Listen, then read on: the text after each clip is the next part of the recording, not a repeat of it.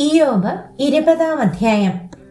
അതിന് നയമാത്യനായ സോഫർ ഉത്തരം പറഞ്ഞത് എന്തെന്നാൽ, ഉത്തരം പറവാൻ എന്റെ നിരൂപണങ്ങൾ പൊങ്ങി വരുന്നു. എന്റെ ഉള്ളിലെ തത്രപ്പാട് ഹേതുവായിട്ട് തന്നെ എനിക്ക് ലജ്ജാകരമായ ശാസന ഞാൻ കേട്ടു. എന്നാൽ ആത്മാവ് എന്റെ വിവേകത്തിൽ നിന്ന് ഉത്തരം പറയുന്നു. മനുഷ്യൻ ഭൂമിയിൽ ഉണ്ടായതു മുതൽ പുരാതനമായ വസ്തുത നീ അറിയുന്നില്ലയോ? ദുഷ്ടന്മാരുടെ ജയഘോഷം താൽക്കാലികമത്രേ.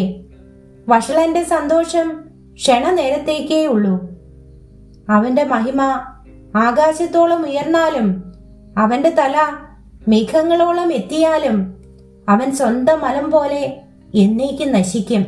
അവനെ കണ്ടിട്ടുള്ളവർ അവൻ എവിടെ എന്ന് ചോദിക്കും. അവൻ സ്വപ്നം പോലെ പറന്നു പോകും. അവനെ പിന്നെ കാണുകയില്ല.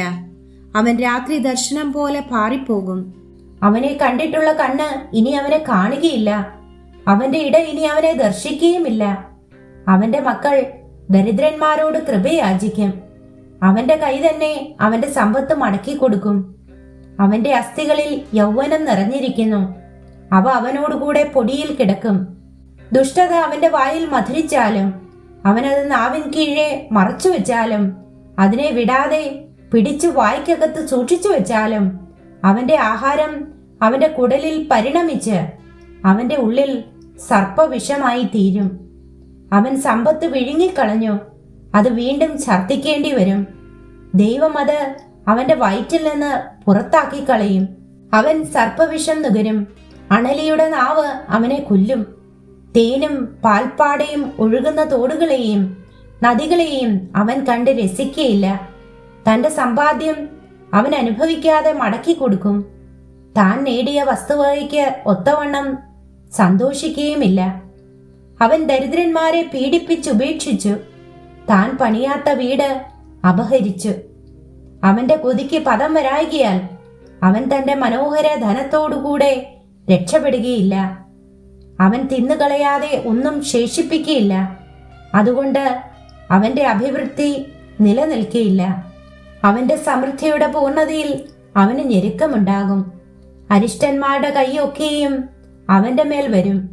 അവൻ വയറ് നിറയ്ക്കുമ്പോൾ തന്നെ ദൈവം തന്റെ ഉഗ്രകോപം അവന്റെ മേൽ അയക്കും. അവൻ ഭക്ഷിക്കുമ്പോൾ അത് അവന്റെ മേൽ വർഷിപ്പിക്കും. അവൻ ഇരുമ്പായുധം ഒഴിഞ്ഞോടും. താമ്രചാപം അവനിൽ അസ്ത്രം തറപ്പിക്കും. അവൻ പറിച്ചിട്ട് അതവന്റെ ദേഹത്തിൽ നിന്ന് പുറത്തു വരുന്നു. മിന്നുന്ന മുന അവന്റെ പിത്തത്തിൽ നിന്ന് പുറപ്പെടുന്നു. ഘോരത്വങ്ങൾ അവന്റെ മേൽ ഇരിക്കുന്നു. അന്ധകാരമൊക്കെയും അവന്റെ നിക്ഷേപമായി സംഗ്രഹിച്ചിരിക്കുന്നു. ആരും ഊതാത്ത തീക്ക് അവൻ ഇരയാകും.